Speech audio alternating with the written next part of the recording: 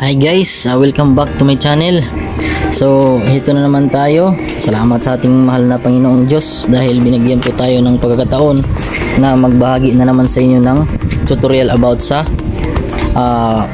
motor na walang kuryente. So ngayon guys, tatalakayin natin kung paano siya natin gawa ng paraan. So itong motor na to is hindi umaandar, wala siyang kuryente. Ito ay Honda Beat na old type, so old model siya.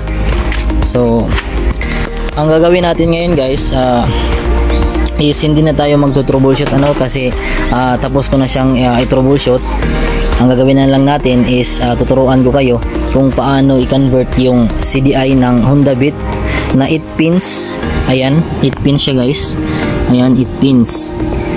Ayan, nakikita nyo, 8 pins sa 4 pin na CDI Lihua brand.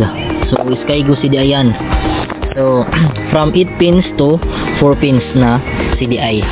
So ayan guys, ipapakita ko muna sa inyo yung mga wires na original na nakakabit sa CDI na ng Honda Beat.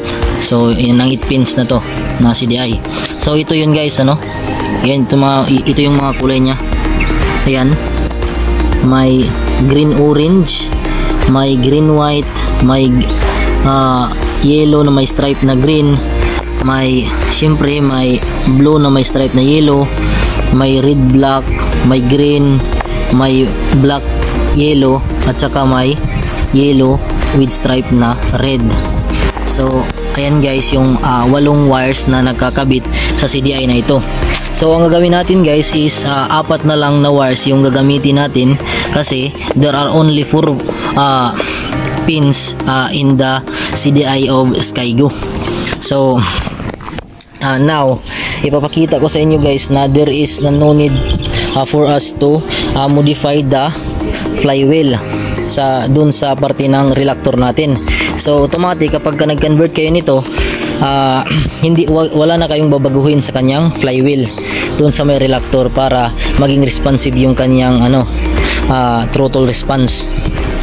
So ayan, ang gagawin natin is ito na, gumawa na ako.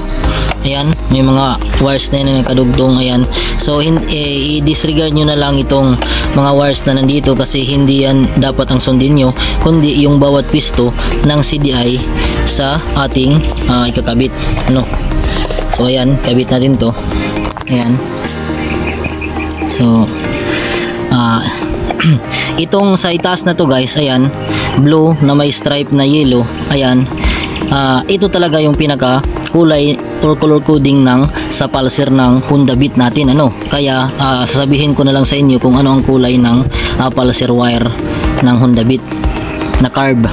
So itong green na may stripe na white dito, hindi ito yung kanyang pinaka ground. So ito sa ibaba, yan sa ibaba, yan yung ground natin.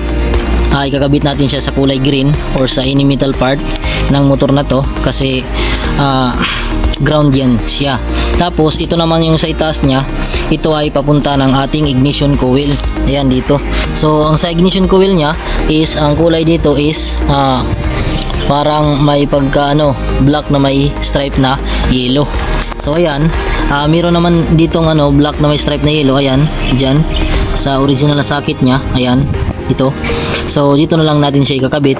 Pagkatapos itong sa baba na to, ayan, yan yung para sa 12 volts na DC supply. So ikakabit natin yan doon sa IOP or accessory wires ng ating motor. Yung IOP, para sa kaalaman ng iba dyan na hindi pa alam, yan yung may supply ng 12 volts kapag nasusi mo na yung ignition switch. So ganyan lamang guys mag-convert ng CDI na 8 pins original CDI ng Honda Beat carb at into 4 pin na CDI ng Lihua or Skygo. So yun lamang guys, sana wag niyong kalimutan mag-like, share and subscribe. So maraming salamat again guys sa inyong lahat sa patuloy niyong subaybay. Sa mga bagong subscribers, maraming salamat, pati na rin yung sa mga old subscribers natin. Ay, nakalimutan ko pala guys na ipakita sa inyo kung gumagana ba talaga tong CDI na to, So pagpasensyahan nyo muna. So ayan guys, iiwang click lang tong CDI na to guys. Ayan guys, mandar na. So hindi nyo na kailangan baguhin yung sa flywheel reluctor nya kasi okay na yan. Tingnan nyo guys ang RPM nya.